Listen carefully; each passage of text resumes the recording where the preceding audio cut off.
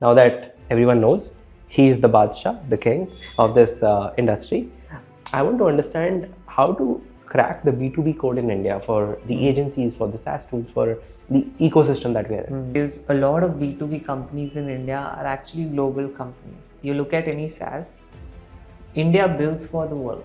So a lot of Indian companies actually are very, very global. And I think the next big SaaS has to come out of India, because if not India, Indians have to build it. Everyone will have something that you can get from others. Yes. And if everyone has SaaS, the industry still will continue to run. What all skill sets have you acquired? Is there in your list of the skill sets? Digital marketers operate at very top of the funnel. Growth hackers go dive in a little deeper. When I was working with Who, I ended up sending about 100,000 messages for free on Reddit. Learn from people who you want to be or who have been there and done that. Collaborate with people who are at par with you. Hare Krishna. Hare Rohan Krishna. Nice to see you in Mumbai. Thank you. How are you doing? कैसे हैं आप? I'm doing wonderful. How are you? Great. Very happy, very positive energy you have. Thank you so much. From day one, I know you. This is what I've been feeling, and finally got a chance to sit with you and have this conversation. This conversation, for everyone who's watching us, is about very important topic. It's revolving around growth hacking, SaaS, career opportunities, and much more, and a little bit about Rohan Bhai as well in between. We'll pick his brain and try to understand how he thinks, what he thinks. When do you think we first met? This was 2020 or 2019? I guess 2019, I guess. We were in this one event Yeah. of Success Ghana, yes? Yeah, something like that. Okay, quick question. मुझे लगता है, I feel like growth hacking की बात करते हैं जब भी India में, बहुत टफ और ट्रिकी डेफिनेशन मिलती है गूगल पे. मतलब इट्स नॉट ईजी जब भी आप गूगल करते हो कि यार ग्रोथ हैकिंग है क्या.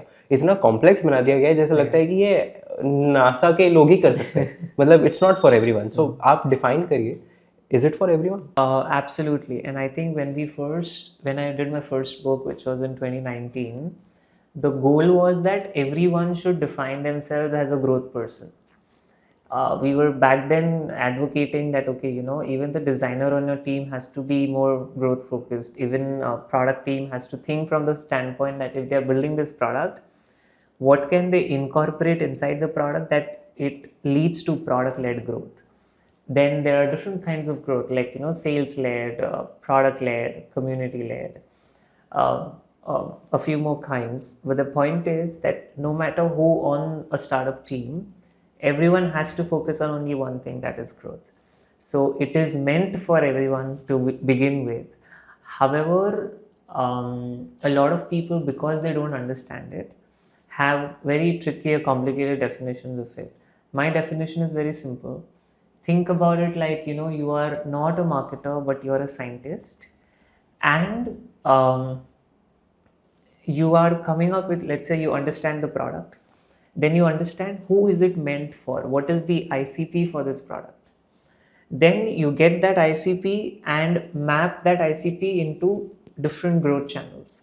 When we think about growth channels, a lot of people think that it would only be social media channels, which is not true. It can be very offbeat channels as well. Imagine like a forum or a community website or anything. It doesn't need to necessarily be social media.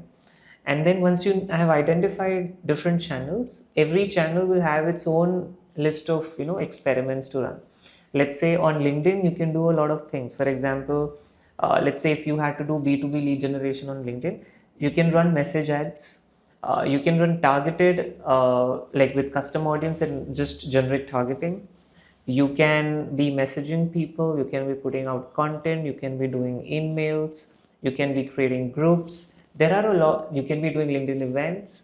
There are a lot of things that you can do within one channel. So a channel is where you're trying to drive growth from. An experiment is what are you doing inside that channel. This is how we differentiate between channel and experiment. So the definition of growth hacking is you're running a series of experiments, then you're collecting data and making sense of the analytics, and then saying that, okay, this is what it's working, this is repeatable, scalable, measurable. Now I'm going to do this time and time again until it's exhausted. So essentially, with growth marketing, you're trying to uncover whatever is the least exploited or underexploited experiments to grow a company fast in a lean way. Okay. That was quite a nice explanation and easy to understand. Yeah. I want to understand, what does growth means to you now that you are the pioneer in this industry? What does growth means to you in general life? In life or in business, right? The definition of Yeah. growth for me is that having a North Star and then chasing that. So, as a growth person, whenever we are working with a company or maybe in my own personal life, right? I would see, okay, what is the North Star for me at this moment? And then I'll chase that. So, a North Star could look like, let's say, something that brings value to everyone involved, right?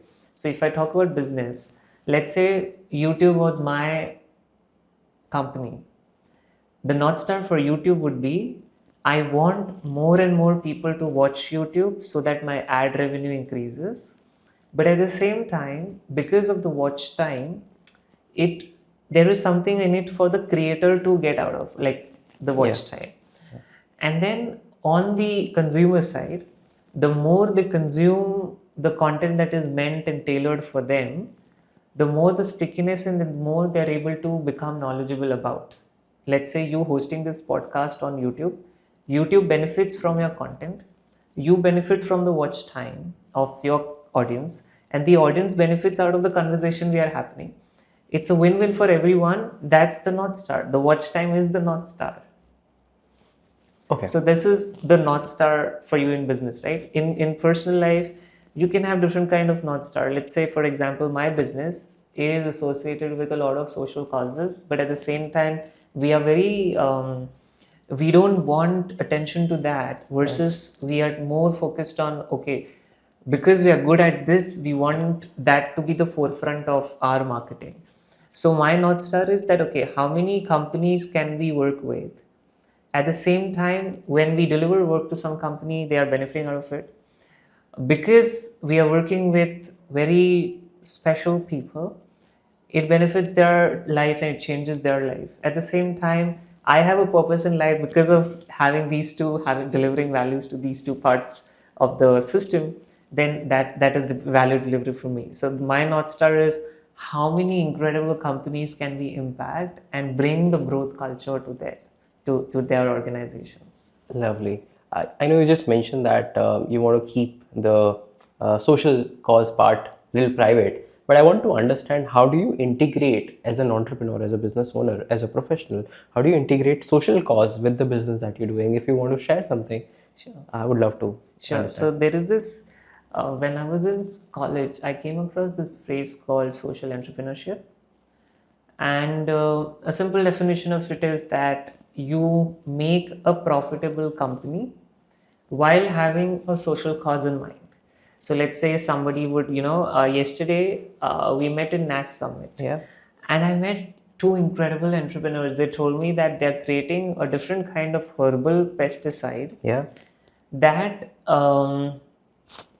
does not kill cockroaches, does not kill lizards, but by using it, it will repel them. Like it will get them expelled out of your home, but they don't die. Wow. And I wanted to be the first customer of something like that. One, because it doesn't kill any insects.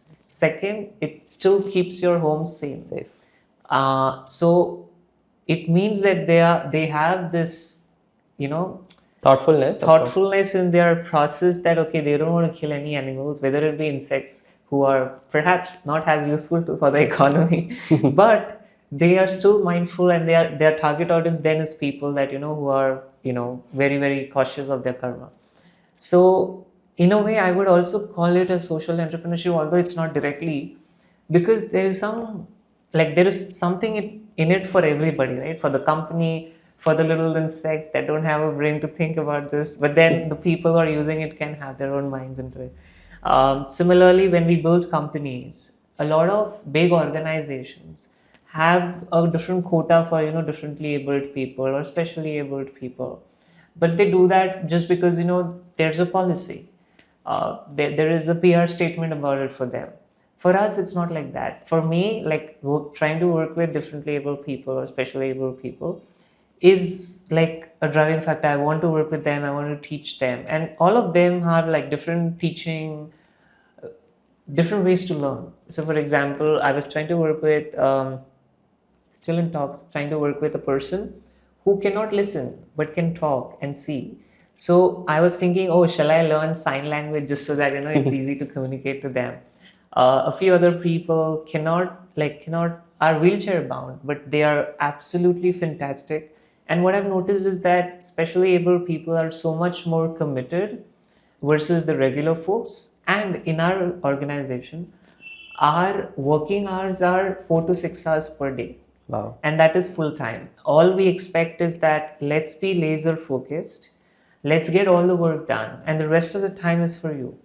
So when you start incorporating certain policies, certain culture in your organization, and tell them that, okay, this is my North Star, this is what I want to meet at the end of the day, then I think a lot of things just fall into place, especially when you're a social entrepreneur. So yeah, I think that's what the answer So how many especially abled people have you employed or are working with so far? So I actually have a lot of contractors as well as team. We have 6 full-time people. 3 of them very actively involved with me. 3 of them deployed on certain projects. And then we have certain contractors who cannot be committed full-time because of, let's say, there is this lady who needs dialysis 3 times a week. Yeah. We have another friend called Divyanshu. He told me about something similar. Very similar. So I was like, okay, maybe we don't keep them full time. We give them a project, let them work in their own pace. There is no hurry, and we can, have this arrangement, and this can continue for a long time. So depending on who they are, how they feel, and what they do, and what they want to specialize in, we give them different projects. And so I am the strategist, and we make our team members the specialist on certain different channels. So let's say if there is an email marketer, this person has been doing email marketing all their lives. If there is a SEO person, this person will do SEO all their life. So they are really like the master at what they really do. So it's like getting at the peak of mastery. Wow, lovely, man. Although I know you're very humble, I want you to show off a little. I want you to share the kind of clients you worked with, the kind of numbers, the kind of growth you were able to help your clients get, and whatever you want to share, the accolades basically. So I'm someone who will just do the work and then forget. I know. So I have so there are 2 types of people, right? Like one, they actually remember all that they have done and they want to say it to the world. The second is they just take one day at a time. For me, it's that way. I live this day to my fullest. I'll do my best work. I'll deliver the best value I possibly can in my human capacity. You're still not showing off. But if I have to remember a few, I think we have worked with so far 550 brands. Are these B2B? These are mostly B2B. Wow. And the categories are as follows. Some of them are e-commerce. Like the biggest of them would be Kalyan Jewelers. The second category is social media companies. I worked with 7 social media companies. One of them was Koo, which is an alternative to Twitter in India, which recently got shut down. The second one was another app, a political app in the US. Okay. Third one, consulted a little bit to Clubhouse when it was, trying to stay afloat. I had an offer from Quora which I could not take up. They wanted me to immigrate to either Canada or US. And I want to live in India. I want to make in India. And I want to empower India. So my idea for going there wasn't able to manifest. But some other Clubhouse competitor I built in India, they got some seed funding of $500,000 or something. Then the third category is mobile apps. So a Hong Kong based startup, we grew them from 0 to 120,000 users, that is 120,000 users in 3 months, Oh, wow. 3.5 months. Wow. And they had a funding of, I think, about 1.3 or 1.2 million dollars. Who you're already aware of. I was with them from 50 lakh users to a crore users, contributing to their organic efforts and retention on the platform. Other than that, uh, fourth category would be SaaS. So I launch a lot of SaaS products, and then once they are launched, I grow them. In SaaS, I think the biggest names I can think of is Freshworks, Wow. ClickUp, InVideo. Can't remember more, but it's a lot of companies, Yeah. In fact, right now, uh, Reliance Jio is coming up with a B2B app, and we're trying to launch them. Yesterday at the NAS Summit, one introduction that I was offering to people was when NAS.io launched on Product Hunt, they tried to launch it 3 times, and all the 3 times it kind of didn't make it to the leaderboard, which is the Yeah. top 10, sorry, Yeah. the top 5 product of the day. Yeah. The fourth time, Alex or someone from the NAS team, the CEO, I guess, reached out, and we did the launch for them. I told the NAS team, I told NAS that don't share anywhere else, just like let it be with me. Yeah. And they made it to the top. They became product of the day. Wow. Other than NAS, so NAS, I think somebody told me, I think I was working with one platform called Passion Fruit, which has a lot of creators. We launched them as well. There is someone called Ali Abdal. He's Yeah. a popular YouTuber as well.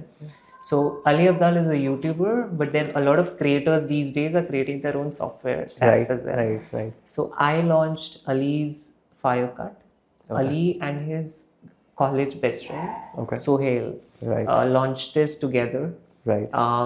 I helped them launch. A lot of other companies I have helped get to their, the first 10K MRR or first 100 customers, 1,000 customers, 10,000 users, stuff like that. So yeah, 550 case studies, but I just can't recollect a lot of them. But I I've feel like given you some examples. I know I've been sort of calculating in my mind the kind of returns and all of that numbers you might have gotten to all of your customers put together could be $1 billion plus in transactions, man. Easy. Yeah, it's not hard to like really count because the Yeah, it's huge. volume. Yeah. It's very huge. Kudos. Okay, tell me now. Now that everyone knows he is the Badshah, the king of this industry, I want to understand how to crack the B2B code in India for the agencies, for the SaaS tools, for the ecosystem that we are in. I think we can't keep it to India because a lot of B2B companies in India are actually global companies. You look at any SaaS, India builds for the world. They don't build for themselves. Yeah. I mean, they build for themselves as well, but the idea is We are to not consumers of our own product. correct. A lot of companies are essentially established in India, but then they would get their incorporation done in the US as well for benefits and other purposes, which is great. I also forgot to mention that I've also worked with companies like Zoho, Yeah. which have a very like they are very tightly knit to Indian culture. Yeah. In fact, I've been told that they speak Tamil in their meetings as well. Yeah. But then these same companies as well have their subsidiaries in Singapore Everywhere. and other places, right? Yeah. So I remember that working with Zoho, I built to a Singaporean subsidy. So a lot of Indian companies actually are very, very global. And I think the next big SaaS has to come out of India because if not India, Indians have to build it. I mean, in the Silicon Valley, because there is so much SaaS talent just in India. I feel that if we had to put together a map, there would be more Indian SaaS than any other countries combined. I agree. So the B2B code is very simple. and this is the exact framework we give it to our clients as well. You first launch your product on the internet. After the launch, let the launch, so it doesn't have to be a gala launch, but specific, I was explaining you, every product has an ICP. Those ICPs hang out on certain channels. So on those channels, you do a launch. After the launch, the purpose of the launch is to get the initial feedback for the product and then start running experiments to see a product market fit. For example, let's say one of the companies that we are working with right now is Rakuten. Rakuten is like, the Amazon of Japan, but in India, they have a B2B subsidiary. They build developer tools. So one of the Rakuten products that we got was, the idea was to launch them and see what kind of responses we get. And then build the product towards that. For example, there is this company in India into real estate, it's called No Broker. So I used to think, okay, this is a real estate company, but they are actually a SaaS company as well. Yeah. So a lot of companies in India are actually very deep into SaaS. Reliance, I believe, could be the next big SaaS, given that I know what they're working on internally. Yeah. So the idea is to launch these products, create some buzz, gather some feedback, improve the product, again take it to the market, find the product market fit. Product market fit simply means that there is enough interest for your product for the use case that you are trying to solve for, like the problem you're trying to solve for, and there are enough use cases for people to use the product, and they are willing to stay committed with the product. When I say willing to stay committed, that means trying to like pay for it. So the next step is the product market fit. After the product market fit is achieved, then you double down on experiments that you give you those consistent results, right? Then you are in the growth phase. So essentially, like, this is the lifeline of any growth product. I mean, any growth project that we take on. If that answers your question. I guess. So the B2B code is simply this, that don't think of it like, okay, I want to get to 100 customers directly. Launch the product, gather feedback, iterate, find the product market fit. Product market fit is done, get to the growth stage. Got it. So even though I know how big this SaaS entire industry and ecosystem is, I still feel like it is yet to blow up in India. It hasn't reached its own potential where we all are somewhere using, just not using, but creating SaaS as well, part of our lifestyle. As business owners, what do you think? How big this SaaS industry can be in India if we genuinely leverage? I think given the AI boom, everyone can have. Yesterday, somebody spoke to me at the summit that what do you think, SaaS is going to tank and it's going to get saturated because so many people are building so many things. I have worked with 550 products, and most of these products, like not most, but many of these products have their own competitors. And because I see at least 100 new products every single day launching here and there, I feel that, okay, this industry is going to saturate someday.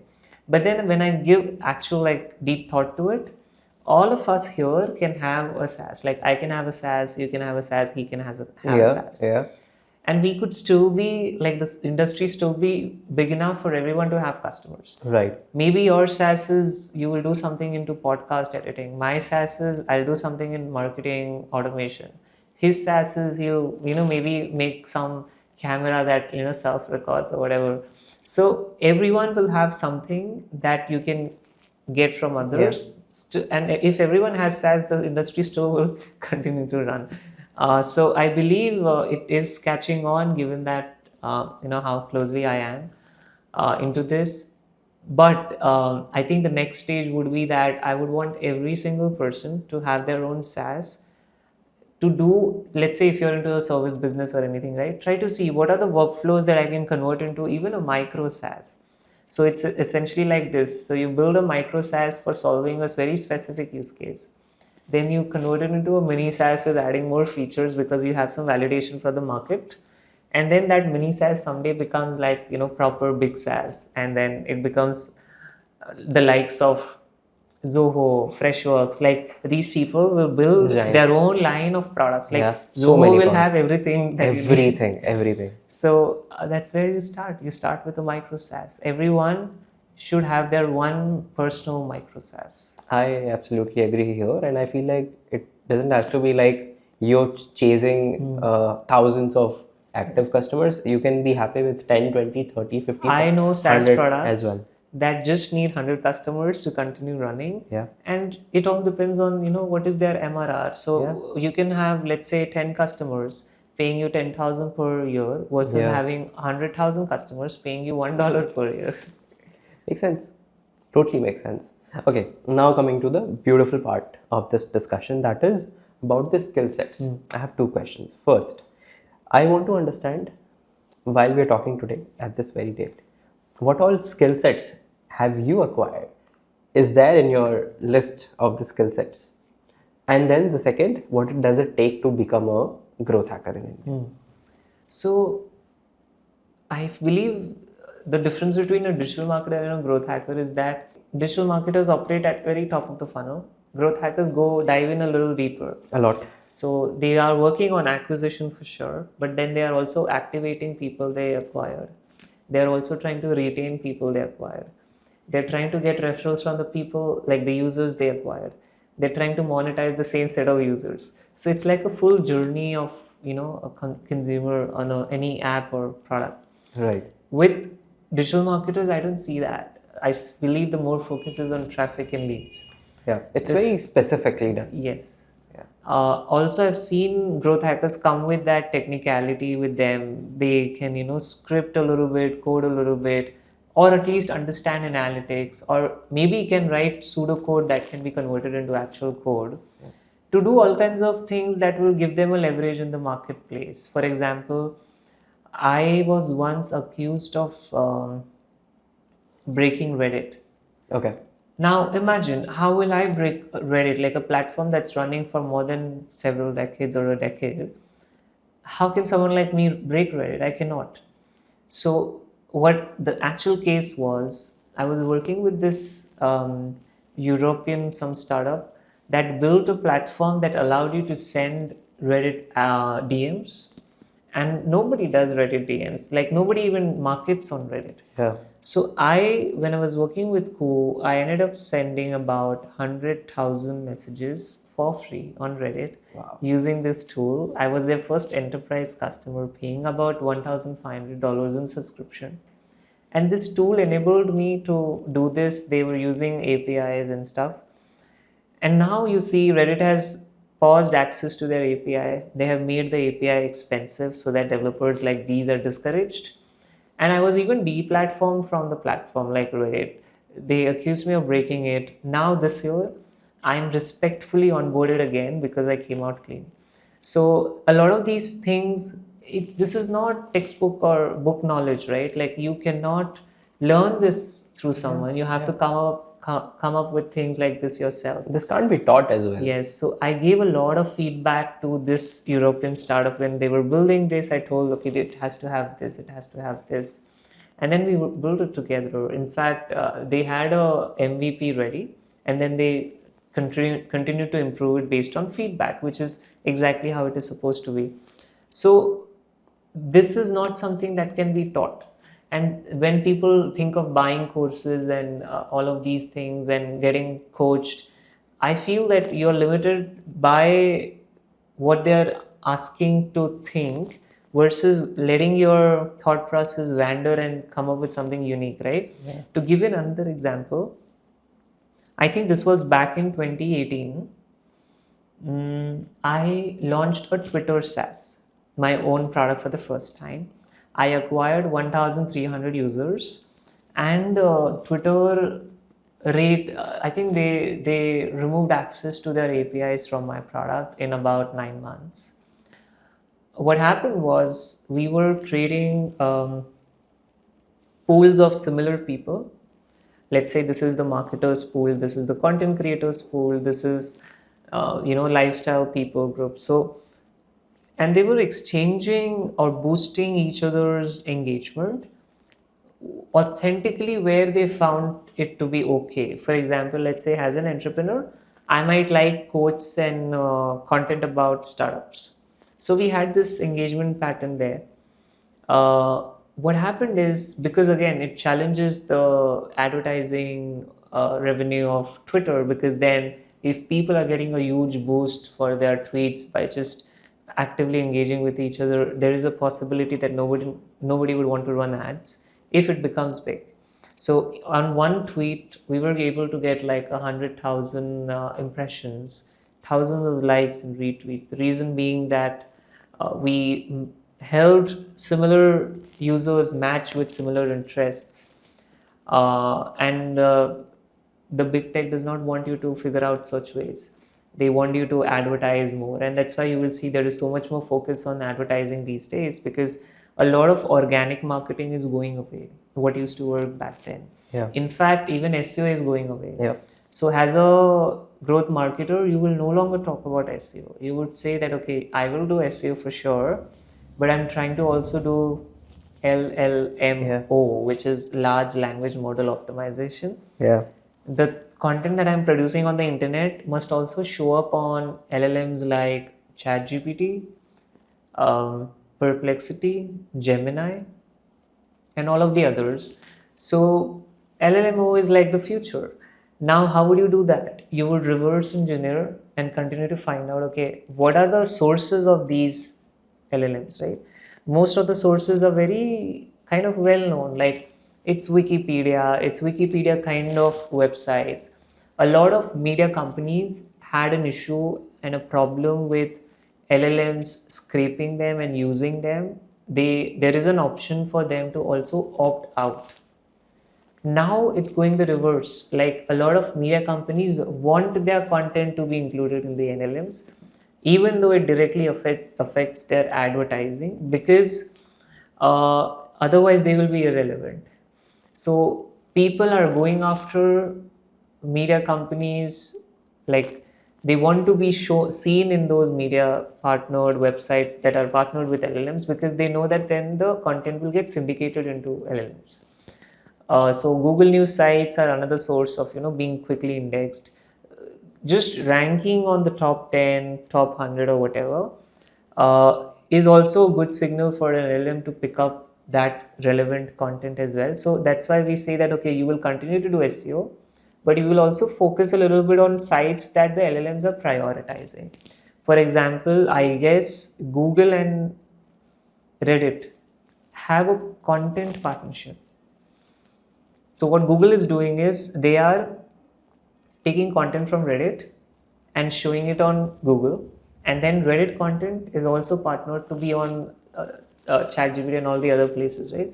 So now Quora is less significant than Reddit, and that's why I would focus my time on Reddit more. So you as a marketer, like back then we used to think Quora is everywhere, like it shows up. But now you have to analyze trends and see, okay, where do I want to be? So this skill is not something we can acquire. It is constantly, like every waking day of my life, I want to think, okay, what's new? What can I do to get 1% better than yesterday? And is there something underexploited that I can exploit now? When I say exploit, it doesn't mean in a negative leverage. way. What can we do to leverage, right? So these are the things, right? So I think number one skill set that somebody needs to have as a growth marketer is to find opportunities fast that are underexploited, and then act fast to use it before it's gone.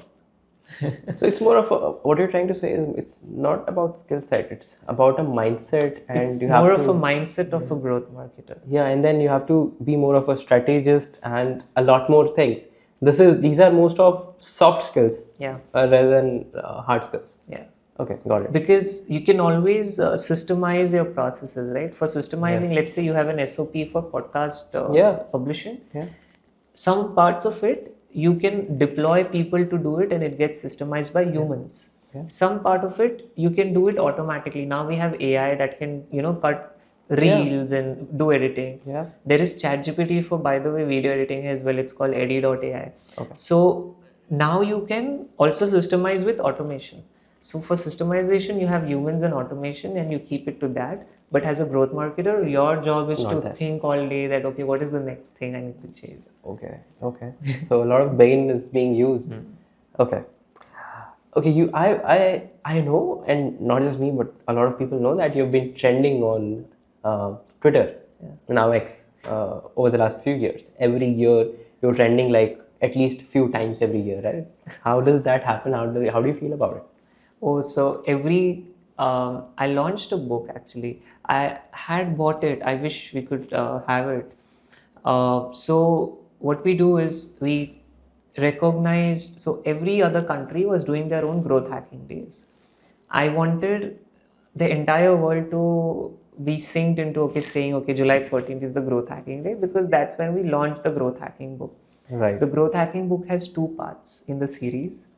It was endorsed by Mr. Amitabh Kant, who is the the brain behind Make in India, Incredible The India. development and all, yeah. Yes, and then he was also leading G20 this year for India. It was also endorsed by, I think, Mr. Dr. Harshvardhan.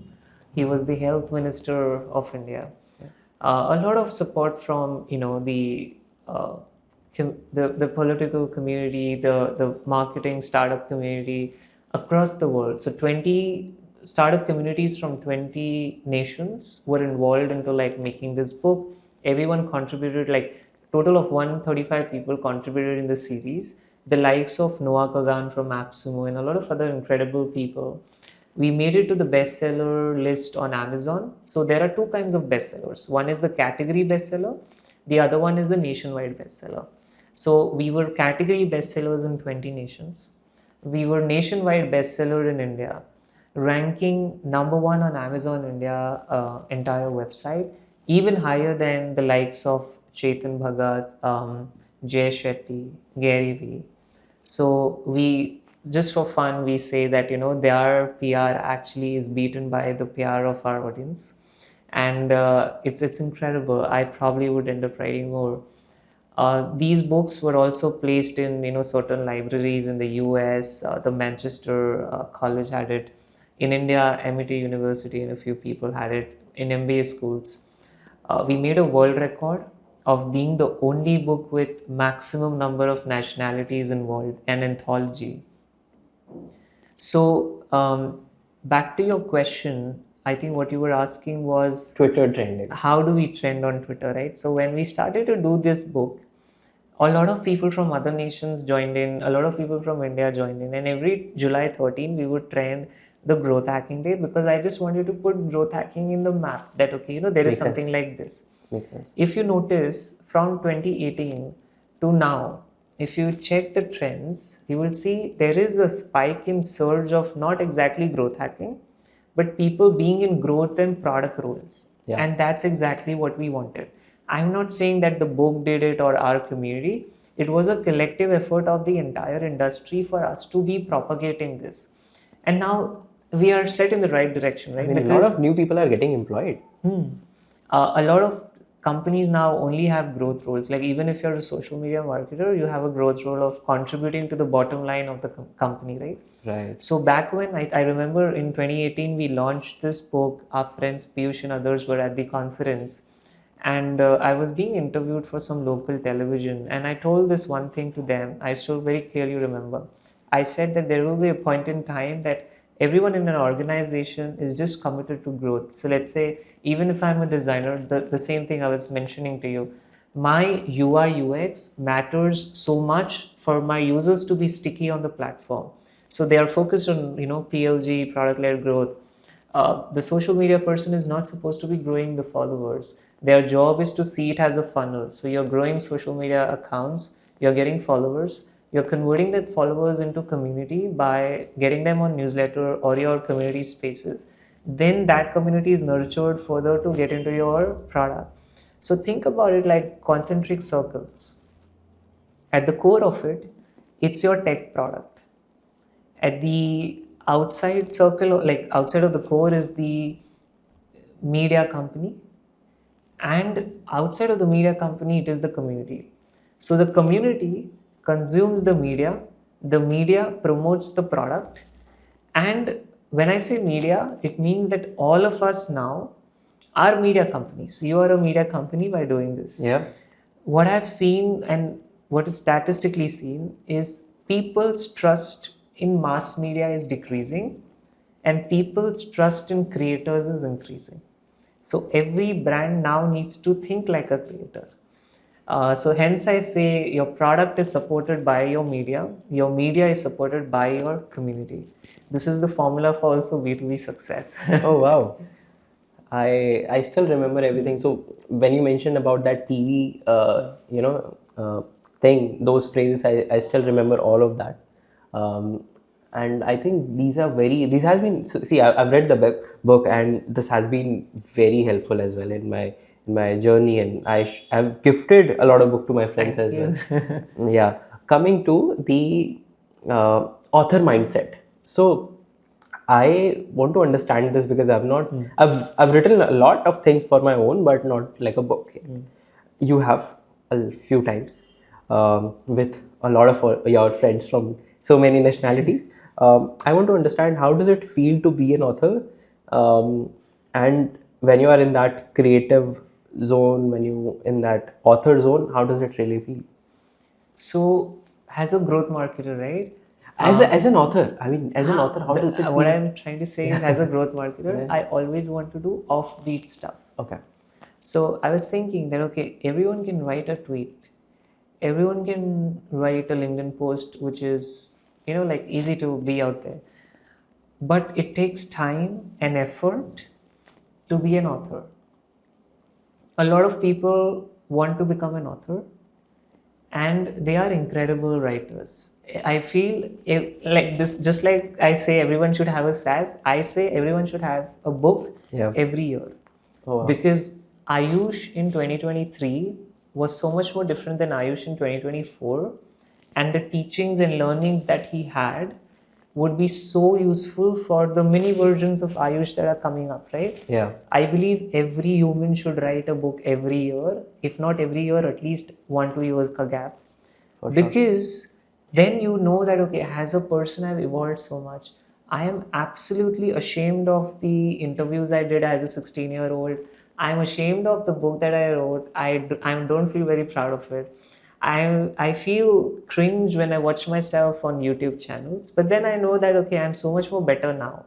If people want to watch it, they can. Yeah. But now I know that I've learned so much, right? So this is just a way for us to, document. Like, I think one big takeaway from Gary Vee's life is documenting stuff. So you can't be like Gary Vee on camera all the time, but you can always document things that will stay, like a book, right? A LinkedIn post has certain lifeline in itself. An Instagram post has a lifeline. A book is lifeless. As in, there is no timeline for it. Yeah. It is immortal, right? Yeah. I can be gone from this world. My book can still stay and teach people. Yeah. Same is with everyone else, right? Yeah. So being an author kind of makes you immortal in a way with the ideas that you have, not you. And the reason I wanted to do this also was because I had so many friends, but they are very industry specific. I'm a person, I'm a connector. I want Ayush to know Piyush, I want Piyush to know somebody else, and then so on and so forth, right? Yeah. So I love like getting people together. So as a community, so I've been running my community for 10 years, and I thought, okay, let's take this community and make a book out of it. That's why I wrote this anthology, and it also gave me a lot of experience. I always wanted to become a book editor as well. Editing a book which set a world record of having 100 people from 20 nationalities is so much more better than editing 100 books. Makes sense. Because having so many people and so many writing style and still synchronizing it into one single book and compiling into one single book is equivalent of doing 100 books. I and my partner Parul suffered so many emotional and health breakdown while doing this because it was such a big project. Yeah. But at the end of it, it was so fruitful. I'm so proud of us doing this and everyone involved. Yeah. So yeah, it makes you feel very courageous to be an author. At the same time, I like I keep saying, I want to do things that have never been done before. So when we were promoting and marketing this book, for the first time, a pet influencer was involved. So in India, I have not seen people, generally companies, organizations employing pets to be part of their influencer marketing. Yeah, We were the first people to set this trend in the nation. I remember We that. got a trained actor, a monkey from Texas, absolutely lovingly grown up. There is no like pressure on him to perform anything. And he was an influencer on TikTok and Instagram. He was reading our book, like literally, there's a video of it. I know. And it went viral on Reddit. Everywhere. People were promoting it on Facebook, a lot of WhatsApp forwards. On YouTube alone, it has six-figure views. So I'm like, okay, this is like offbeat stuff is really my thing. Another thing I wanted to do was, okay, I want to become a YouTuber for sure because it has the reach. But at some point in time, I want to make my own OTT app or a platform where I can host my stuff Makes and sense. do it. Makes sense. Do it. So being an author was actually more about being a little offbeat and creating things that are here to stay. These things are not going to, go away in 24 hours of algo, and how these algorithms are created is that Yeah. it's more of like a sine wave. Everything, every Yes. day it's something fresh, Yes. something new. Yeah. And in fact, in your feed also, sometimes you will see there is an increase, then there is a decrease, increase and decrease. Mood swings. They purposely want to do this because I worked with 7 social media startups. I can confirm this. Yeah. The algo is designed in a way to get you hooked to do things that would attract more eyeballs. It is already attracting, but Yeah. they don't want to give it to you directly. So they will incorporate the video in form of a sine wave just so that you are hooked. Makes sense, man. You actually mentioned very interesting term in between, probably 10 times, and that is community building. Yes. Okay. What I'm going to say next can be a big multi-million dollar business idea for someone who might execute community building as a service. Yeah. I mean, of course, that's you've been doing as well. Part of your service is that. But I want to understand now that it's highly underrated. I understand you've been doing it from a very long time for so many people. It is still very underrated, community building as a service. What are your thoughts? How can someone make it? Let's break it down. First is what is community, how to build a community, and then how to incorporate that into brands, right? So I have been building communities for like 10 years when community building was not even a phrase, right? So we used to call them groups, Facebook group, blogging groups, and stuff like that. We called it a community, but community building, like it wasn't an intentional thing. It was like a byproduct of us, being the part of this blogging community and all that. So these 10 years, what I've noticed is that the only way to build a community is to being a connector. You have to be open to introducing people and things to them. One is providing consistent stream of value so that the community never dies down. Second is to keep adding fresh perspectives to the community, that is new community members that bring in fresh perspective. And that's why we try our community to be very, very global. The reason is, if not global, then diverse. The reason is that you want to keep the community fresh. Imagine it like a television show. In the TV world, in the TV industry, they keep bringing new ideas and fresh faces and new drama because they want to keep you hooked. In the community, your goal is to have the members stay for as long as possible, and not just stay, but stay engaged for as long as possible. I've been running community for 10 years. Our engagement rate still is more than 10%. So the point I'm trying to make is that it's not just about building a community, it's about sustaining the community. Now, what is a community, right? So for a lot of people, a community is their social media followers, which is true. But it's very, it can go away, like TikTok was banned in India and people with millions of TikTok followers lost it all. Similarly, they were saying in between that, okay, Telegram is going to go away. But then if somebody had a community on Telegram, it will be lost as well. So the point is that, yes, you want to host your community as followers. You want to host your community in closed spaces like WhatsApp, Telegram, Discord. But you also want to capture them in terms of, let's say, an email newsletter, or maybe just take their phones and send SMS newsletter. Yeah, I mean, So have it very diverse. Don't let community be restrained to just one channel. A collection of everything becomes a community. In fact, your phone book itself is a community. Like you could be using your phone contact list and getting people on ground, like offline, right? So they're offline, have an offline community, have an online community, have it on newsletter, have the phone list as well, send them a one-liner newsletter on SMS, have them hosted on dark social, which is messenger platforms like Telegram, WhatsApp, Discord, Slack. So host them on social media channels like Facebook group, LinkedIn groups. close communities. Yes. In fact, now there are apps that help you build community like school.com, circle.so. There is something called Vilo or something more. And then there are sites that are communities themselves. Growthhackers.com is a community, Product Hunt is a community, Indie Hackers is a community, Hacker News is a community. So there are sites that are itself community, right? So there are essentially four kinds of communities. One are on messenger platforms, second are on social media platforms, third are community platforms that enable you to create a community, and then there are websites that themselves are community. So these are the four distribution types in communities like hosting. But no matter what you choose, you still have to have email list and phone contacts for sure, because you never know what will happen next. So community building is covered. What is a community is covered. The next is community building as a service, right? So I was explaining you this model of new age companies that need to have a tech product which is endorsed by the media, and the media is consumed by the community. So this entire model actually relies on you building the community in the first place for it to be supporting the media, and then the media supporting the product. So community is the core essential, and that's what we do for all of our SaaS products we work with. And not just SaaS, it could be even D2C. A lot of D2C brands reach out to me saying that they want to build a community.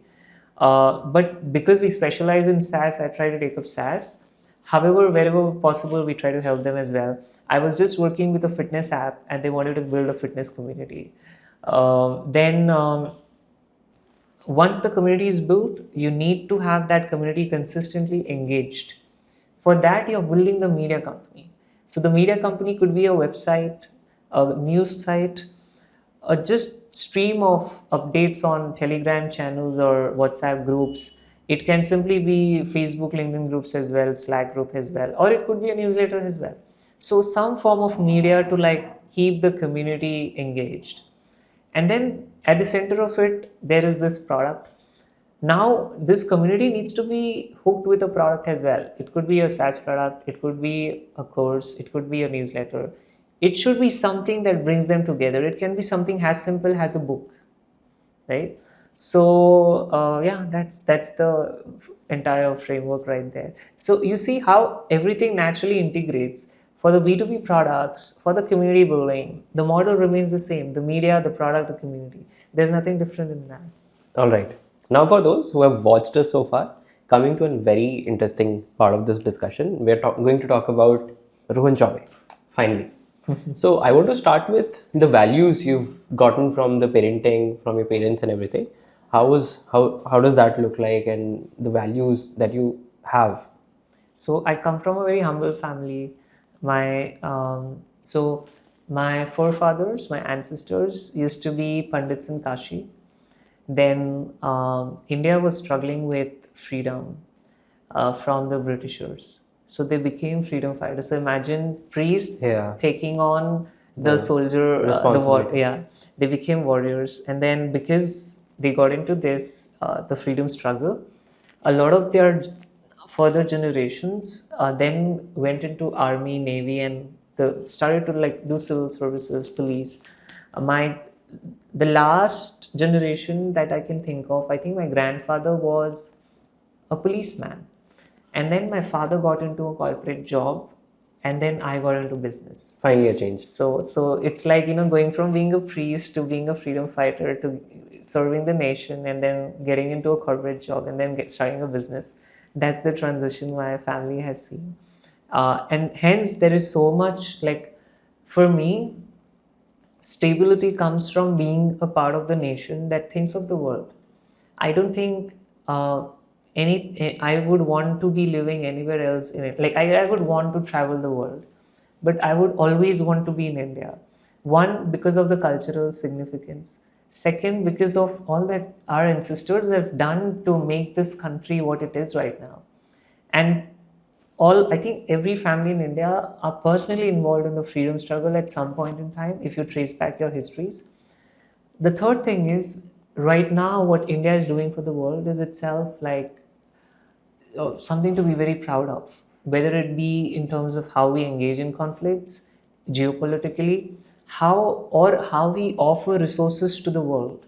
In fact, when I speak to our clients, they have so much respect for India. One of my clients was saying that, oh, my guru is Satguru, Wow. Sri Sri. So Wow. all of these different people from Yeah. different parts of the world Yeah. are looking up to India. Yoga is getting adoption throughout in the entire world. So there is a lot for India to give, and I think we are the givers of the world. Makes sense. So, what kind of vision that you have in this at this point, very point? Of course, you've grown up a lot. You've done a lot. I just want to understand what's your next vision. What's the next? I think my vision simply is to be of service. So I'm not looking to make like $1 trillion or whatever. Like I told you, right? I live life by days. If today I can accomplish this, I can help this person, that organization, I'm enough. Because if you look back and you will notice that, oh, I influenced so many people's life just by optimizing my day. So a lot of people will think that, okay, you need to have a long-term vision or you need to be thinking big. My view is that I need to think big today. I need to have the vision for today, because little seconds make the minute makes the hour makes the day makes the year, right? So just think about your day and everything just will fall in place. So my today's vision and mission is to come here, share everything I know so that people can take it on, and that's it. Okay, lovely, man. Thank you so much. Lastly, I want you to share any spiritual advice to everyone who's watched us so far.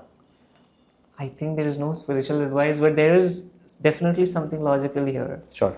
Everywhere I go, I say this one thing, that learn from people who have been there and done that. Collaborate with people who are at the same stage as you in terms of growth, and teach people who are starting out, who are the mini versions of you right now. So just to repeat, learn from people who you want to be or who have been there and done that. Collaborate with people who are at par with you, and teach people so that you can also lift them up. A lot of people, especially in our industry, uh, kiss up and kick down, right? I'm not one of them. I network horizontally. Yeah. I don't network just Yeah. I network horizontally, vertically as well. A lot of people are just looking at the hierarchy, seeing, okay, who is the next best person I can take things from. Yeah. I'm like, okay, how can I give things, take things, and then collaborate on all that we have together, right? That's You will see this in everything, whether it being a community person and making people meet each other, having a book with hundreds of people, doing businesses from a very socially conscious standpoint. Everything that you see will have this indication that, okay, I'm learning from the best, I'm collaborating with the best, I'm teaching the people who want to be the best. All right. You've been a great guest on this podcast. Thank you so Ronmai. much. And I'm really hoping to host you very soon, next time, whenever I'm in Mumbai. Thank you, everyone, for watching us. I hope you've gotten a good amount of value from this podcast. Thank you. Thank you for having me. You're doing an incredible job. I've seen a lot of your episodes and they're fantastic. So many interesting perspective and individuals that you bring on. I think you're doing a great job. Thank you, Ronmai. Thank you, Hare Krishna. Hare Krishna.